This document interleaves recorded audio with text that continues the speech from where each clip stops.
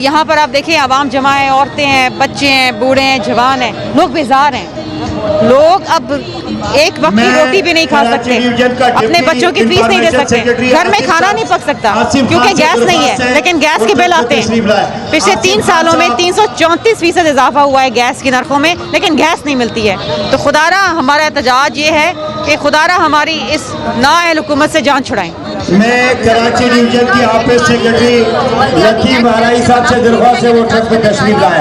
लतीफ़ आरई साहब जहाँ पर भी हैं उनसे दरख्वास्त है। देखिए पीटीआई को अगर आवाम का दुख और गम होता ना तो सबसे पहले वो प्राइम मिनिस्टर हाउस के बाहर जाके एहतजाज करते कि जो बिजली की कीमतें महंगी हो रही हैं, जो गैस की लोड शेडिंग है, जो चीनी, आटा, खाने पीने की अशिया जो हैं वो इतनी महंगी हो गई हैं कि एक आम आदमी की पहुंच से बहुत दूर है।